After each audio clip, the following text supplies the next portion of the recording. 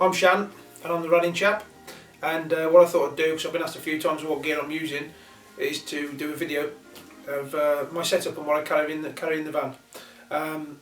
What I've got for the most part is the S410.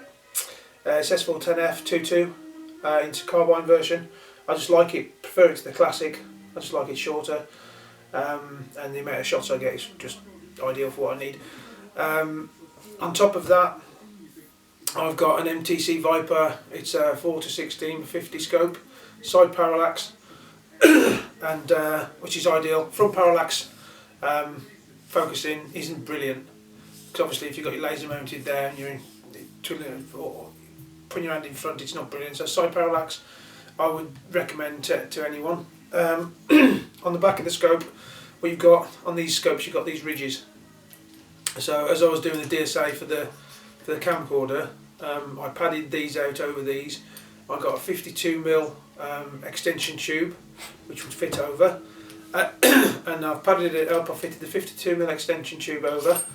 On the back of that, I've got a reducer ring. So basically it's a 52mm thread to fit onto the extension tube, and on the back it's a 37mm thread which then goes onto the camcorder. So a couple of parts. eBay supplies us with everything we need. On the back of that I've got a Sony camcorder. I've got a HD version. It's a 6.1 megapixel, and I think the chip in this is half, so it's the best I could get. That set me back about 140 quid. The reason I decided to go for this rather than a cheapy version is because if I want to use a camcorder and film other stuff, you know, say if I'm out and about at an event or anything, then I've got something that's going to record quality rather than something cheap. So it was just, for me, it was worth going for something a little better. I don't know if I've actually filmed in HD yet and put it on the internet. I haven't checked the settings, but I will do. And like I say, if I need to, I've got the option to improve the quality anyway. Cracking piece of kit, touch screen. It's got night shot, which you need for night vision, for ratting or anything like that. So if you want to record, this is the cheapest, pretty much the cheapest way you can go, unless you buy a specific piece of kit, which is sort of dedicated. I know there's a few now, a few digital add-ons. I think you've got the night sight and you've got the scoper cam, which hopefully I'll be trialling soon. So there's different versions out there, but this, can't fault it. You've seen the footage, you've seen how effective it is when I'm out shooting rats. So cracking piece of kit. So that basically just screws onto the back there, and just screw it on. And because of the way I've got that set on there, what I've got to do is pinch him up, and that then the crosshairs are level, you know, spot on. That's where I focus through the so when I'm focusing on a rat with the crosshairs, I'm just looking at that. I'll sit back. Good thing about this is that if I'm standing up, I can tilt the camera up. I can rest this against my hip, look down, look at the crosshairs, pick off the rat, because I'm not always in an easy position to shoot rats from. Another thing we've got on here is got the rubber mount on the silencer. The reason I've got the rubber cover on the silencer is because I do rest on the silencer when I'm shooting, because I have to shoot through basically holes in the side of chicken sheds, which are about that big, about that wide. So if I'm resting there, then the pellet's going to go through. I know there's nothing obstructing it. I can see through with this, and also the infrared's going to get through if I've got a hatch about that big. If I need to go through with a different position, I can always rest on there, say on a gate or something if I need to, and that helps protect the stock. Otherwise, you've got your bipod. It's not a swivel version, but I don't feel I need a swivel version. But you've got that. Obviously, I think this is 3 to 9. I think it is. It's a Harry's bipod.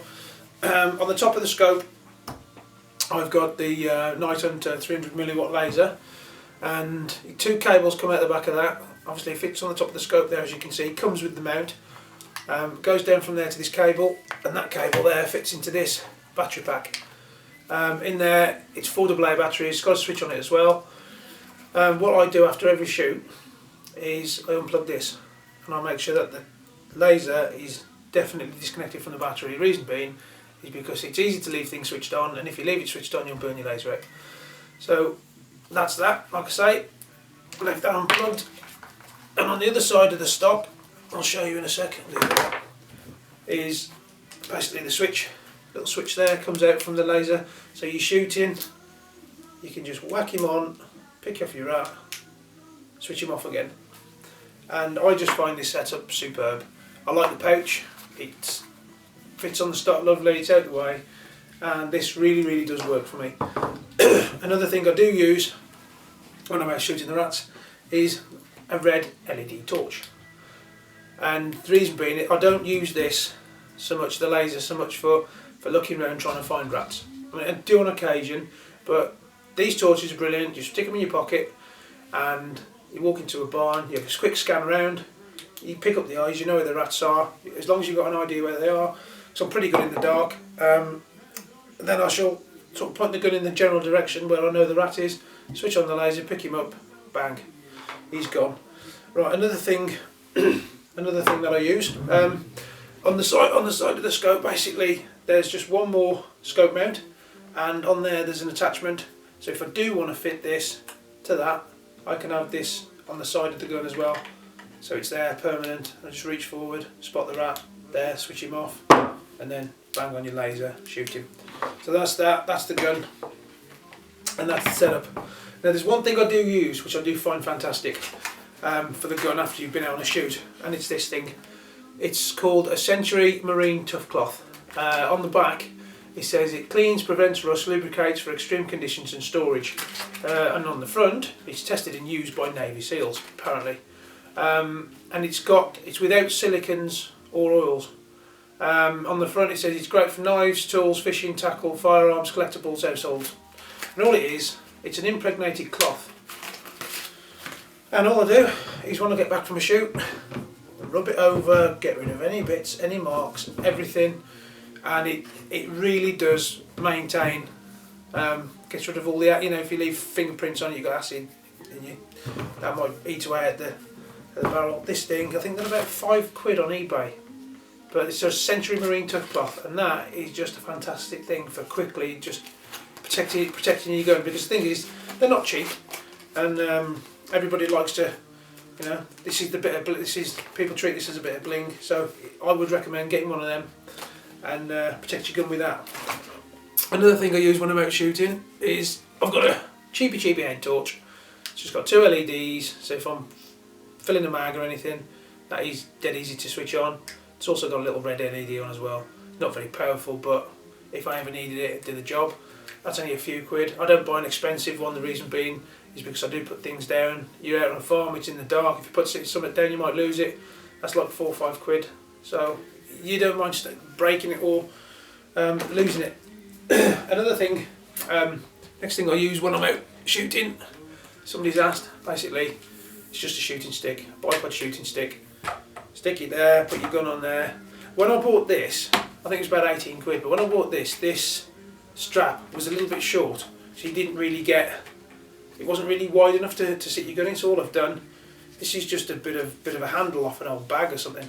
Unscrew the tops, put these in, just put this in a bit bigger, and then rest my gun, and I walk around the farm with that. It's nice and light, you can extend it to what you want.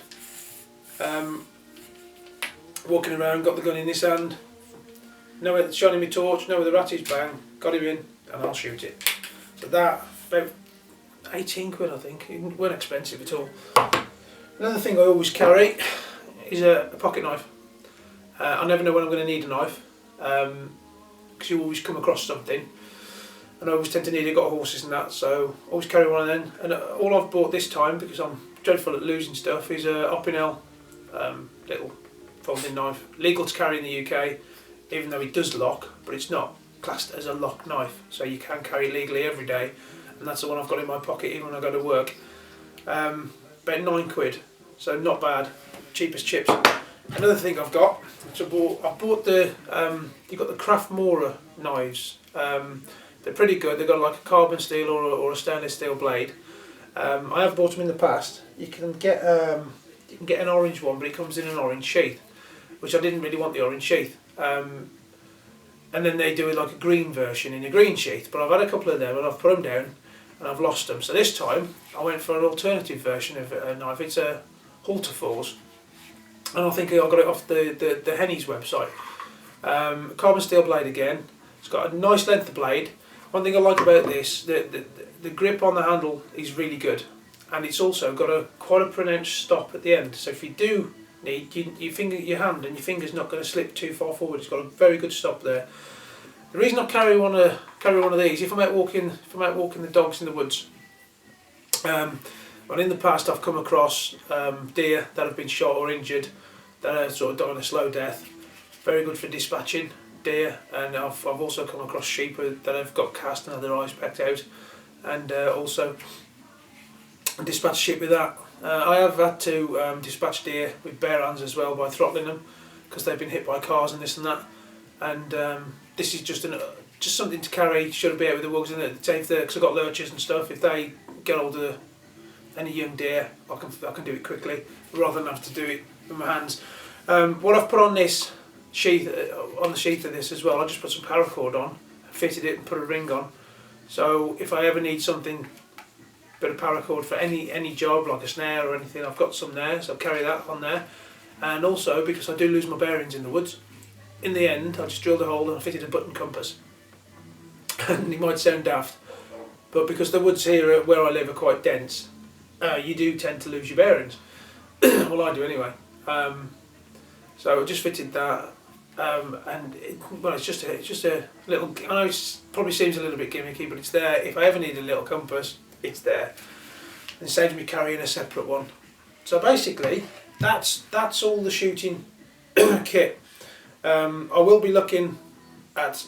I'll be doing a review soon at an LED infrared lamp and also a Digicam. So when I do that, I'm going to compare that against the camcorder and the laser, and I'm going to put the LED version of the infrared on top and do some shoots with the camcorder as well to see how it improves with the camcorder, and go from there. So there's going to be more reviews to come. Right then, another thing I use when I've done the barrel trap, or if I want to do any other kind of footage, I've just got some new batteries for this, so it's going to be set up and hopefully record some foxes, which I'll put on YouTube as well. Basically it's just a trail camera. This is a little Acorn, it's a 6210 version. You can do like an I think you can have SMS on this, so you can get it over the phone and everything, but to be honest I'm not that into technology, so it doesn't really bother me. Controller at the bottom, switch it on. In there you got your batteries, you got your memory card. You set it up on a tree or on a tripod or something, and what it is, your lens is there. These are infrared LEDs, but this one they don't light up at all, so it's what they like a stealthier model. You got your PIR sensors there, so Mr. Fox or anything comes along, sets off the sensor, you record it. These are really good for finding out what you've got in a certain area. I did set it up to try on a dead rat, which I'd set up to try and to find out what was taking the rats, and unfortunately the rat decomposed before anything come and took it. But hopefully I'll be getting owl footage and try and get some owls taking rats and that for you to watch as well. So that's just a trail camera, absolutely cracking piece of kit. That's going to be set up again tonight, and hopefully I'll get some other footage. It's just great, you just move it around. And it's also pretty good with this one as well, because it's got the blue LEDs, which you can't even see, we can't even see that. You can use it as a security camera, so if you're away, you can set one of these up, and then it'll just pick up any movements in your back garden and that, and if you come back and your shed's been robbed, that's going to have picked it up, and you've got the footage then to take to the police and catch whoever did it. There's one other thing I use, if we're out with the dogs. A lot of people just take the dogs ratting and don't really think about it. If the dogs get bit, then everybody usually just laughs it off. But my dogs are part of the family, and the last thing I want to do is any of them to get infected. Even though they're injected, they still can die even though if they're injected, if they get bit by a rather unpleasant rat with a lot of diseases. So all I carry is a bottle of Dettol. It's fantastic. If there's any blood or anything across the nose where they've been bit, stick it on neat, and that will help kill off any infection.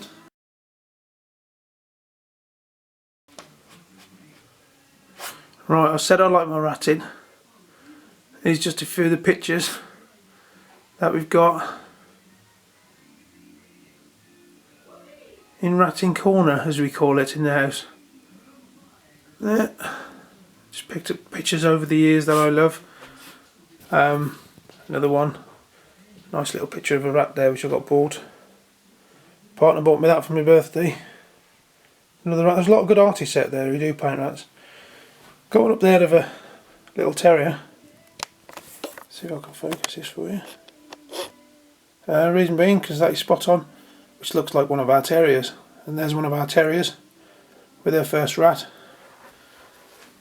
And then